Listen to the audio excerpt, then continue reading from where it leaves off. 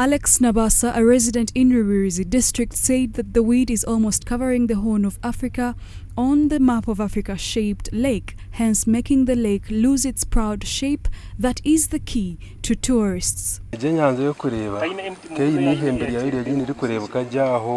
Honestly, this lake is in the shape of the African map, but as we talk now, the would-be Horn of Africa is almost covered by the weed.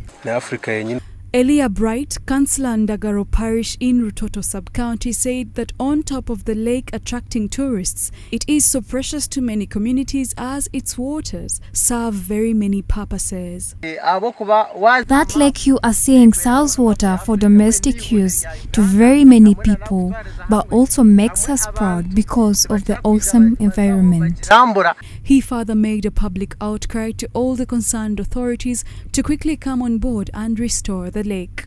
To that effect, the people, together with various stakeholders, have initiated a festival called Nature Tigikia Festival, whose launch will be slated for the 27th of December 2023, with the primary target of fighting the vice as well as future conservation of the lake. Marcela Skatsime, who works with the Creator Pearls Adventure, an organization that has waged a number of conservation activities on natural features in Rubirizi district and the country at large, said that the festival will gather people of various cultures who will exercise their different cultural activities aimed at conserving the lake.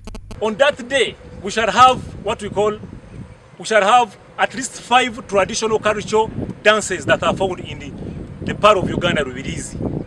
That is, we have Chikonjo, we have a Chiga, we have a Mamanyankore, we have a Matoro, we have a Maganda, we have even Chinyaruguru dance. So the name of the festival is called Nature Tigicha Festival.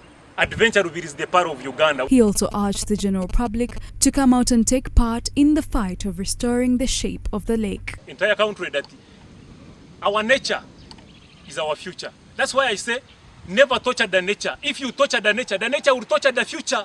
So let us nurture the nature for the future to rupture the gist of the nature. Deogracious Muhumza, a senior tourism officer in Rubirizi district, attributed the source of the weed to endless activities of encroachment on the lake by people. We have a very interesting lake in our district called Lake Nkugute. Actually now most people have baptized it as Lake Africa.